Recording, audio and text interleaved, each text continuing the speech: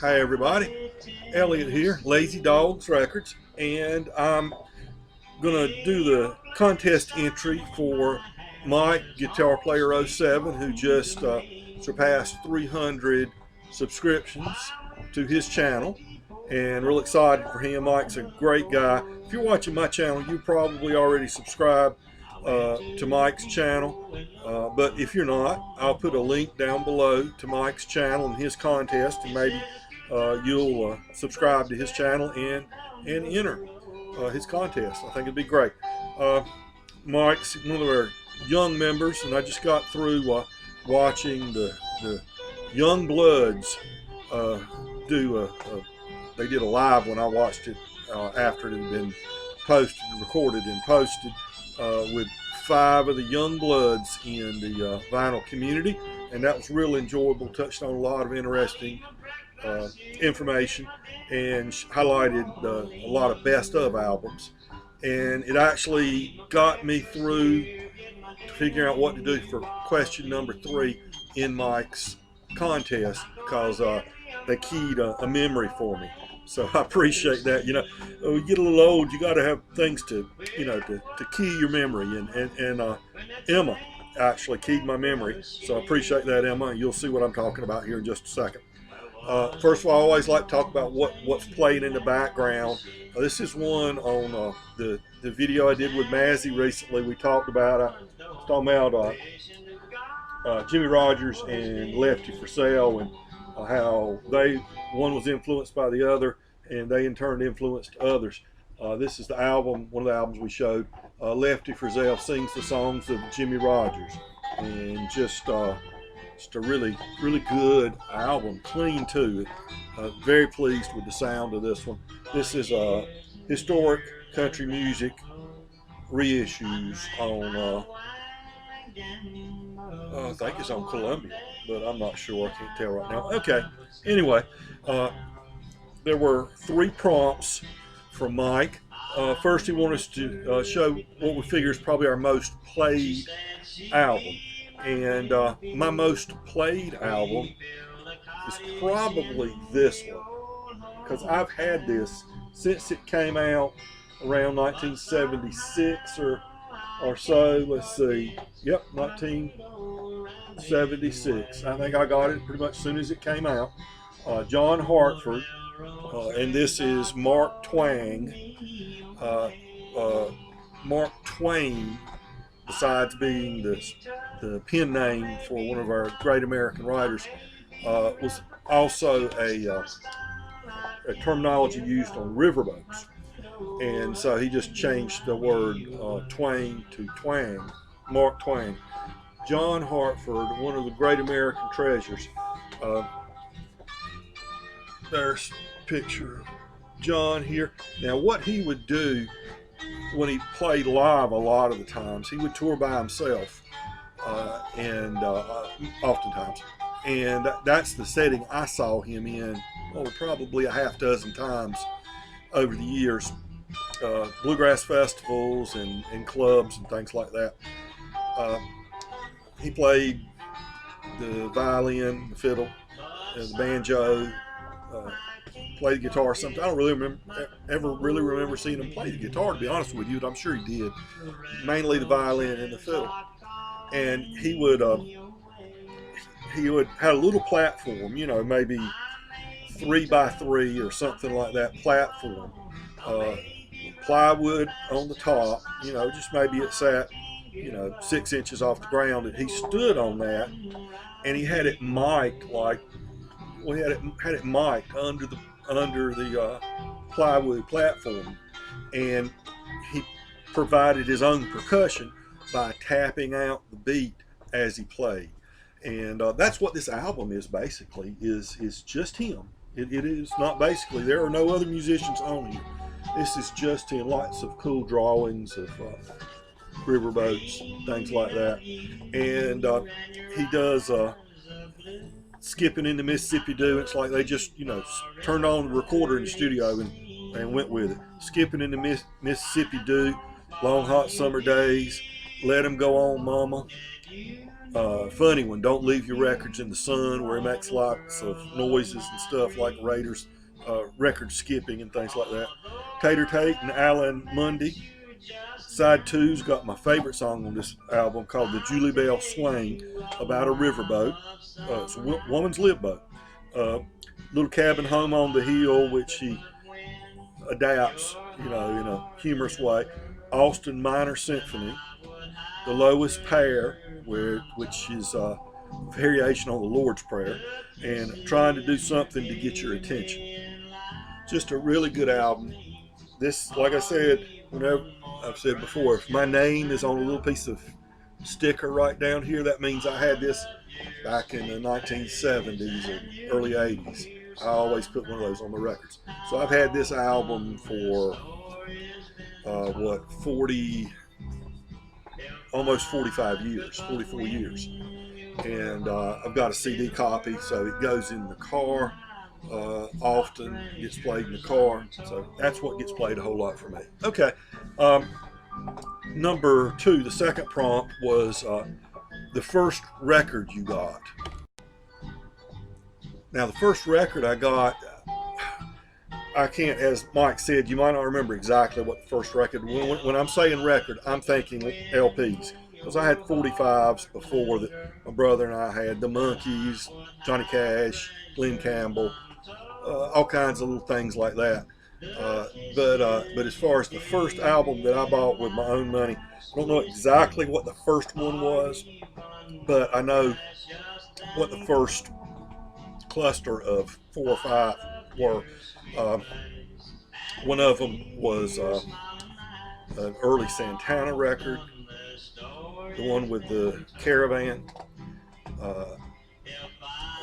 Charlie Daniels album, Honey in the Rock. I believe that's got the one with the Uneasy Rider on it. Grand Funk Railroad, We're an American Band, and this one, Steve Miller Band, The Joker. Yep, this is 1973. Got that weird mask on that side. And it's a really good album. It's kind of one of the early ones that I don't know if this was the one that where he gained his major popularity. He had a lot of albums out before this. It took a while to get a big to get a big breakthrough song or album. This was either that one or maybe one or two before this. But the Joker is on here, and that was the big hit, I believe. I didn't realize it. Your Cash Ain't Nothing But Trash, that's popular. Mary Lou, Sugar Babe.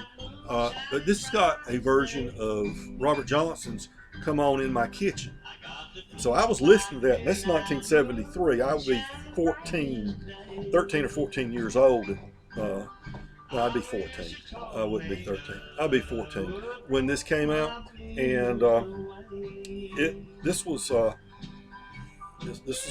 big. I didn't have many albums either, so this got played a lot. So I was listening to Robert Johnson when I was 13, didn't realize it, and I didn't even remember hearing this on this album. But I picked this up recently. When I've searched for those old albums I originally had that were so beat up. And this is one of the last ones of that set I mentioned that I found. But really good album. Steve Miller Band. Okay, and finally, the third prompt was tell a little story involving record collecting. Okay, this is where the Youngbloods video comes into play, because they were mentioning, and I'd heard Emma mention in the past, Vehicle, the song by the Ides of March. And so this goes back, and she mentioned it on that video they just did. And and I think I gave a little short synopsis of it in a comment in one of Emma's videos a month or two ago, probably. But it involved this. My little town had about 1,000 people living in it when I was growing up, and so the school was very small. And there was a legendary event that took place at my school. I was in the lower grades, So I was at school that day, but I wasn't in the school auditorium. The school auditorium would not hold everybody in the school. So normally what they would do is they would have like the high school kids would go, or maybe the 7th through 12th grade would go into the auditorium for a program, and then the kindergarten through 6th grade kids would go in for a program. It wouldn't be the whole school because we were a K through 12, although, well, that doesn't matter. But anyway, the story is I've always heard a story about the time that they let some students play on stage during school day, a little band they had got together, and the guy that was singing was somebody I still known all my life. Rodney, I won't use his last name here, but anybody from Lillington watching this knows what I'm talking about. I actually worked for him for a while, and he ran a government agency at one time, and in my town, and he attends the Presbyterian church, and often sings at the Presbyterian church, still does. Somebody passes away, he does a funeral, sings at a funeral, oftentimes stuff like that. And so he's got a great voice. Well, he had a band. They put a band together, a high school band, no garage band like you hear about, and they let them play at the to the school, and it just blew kids away. They went into pandemonium in school when they played. The song they did was the Ides of March song, Vehicle. And Rodney's just a great singer, and he just blew it away. They said he was up there dancing like James Brown, and the band was hot and cooking, and the kids just went into a frenzy, as teenage kids were known to do. And they were, the teachers were trying to keep them in their seats and everything, and they were getting up in the aisles, and they were dancing, they were stomping the chairs, and just threw a fit. And just, they were, for a while there was, no order in school. And unfortunately, I was sitting there in a little, I don't know, 4th grade class or something, and missed everything. But people talk about it, people a little older than me talk. I tell you what, John at Digital Gramophone, I bet you his uncle and his father were in school and maybe know what I'm talking about if they were. They went to the same hometown school that I did. John, if you're watching this, ask him about that. Rodney doing and his band doing Vehicle, and everybody went wild.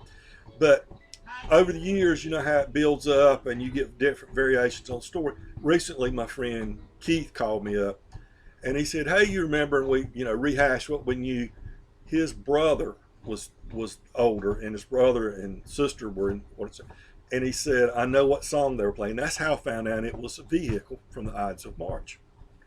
And so I just thought that was so. I've found the 2 albums by Ides of March that came out after Vehicle, but I haven't found in the wild a copy of the Ides of March Vehicle album. So I'm in search for that. Now I know I can go on Discogs and buy it, and I probably eventually will if I don't find it. Eventually I will, but I want to collect that because that's one other thing. Rodney would tell us, like even when I was working for him stuff, he's a very funny guy, and he would always, hey, rock and roll, peace, hey, what would he say? Woodstock, man, Woodstock, peace. Just messing with you, all the time like that, because we were kind of long haired and everything, and he's a little bit before that period, more or less. But there's my story. My album played the most often, John Hartford's Mark Twain. Couldn't spit it out there. And one of the first albums I ever bought, The Joker from the Steve Miller Band. And a little story about album I'm searching for. All right, everybody. I'll say goodbye. Everybody take care. Subscribe to Mike's channel if you aren't already. Subscribe to my channel if you're seeing this and hadn't subscribed. And give it a like if you want to. And remember, be kind to everybody, folks. We're all neighbors. So be neighborly. Take care.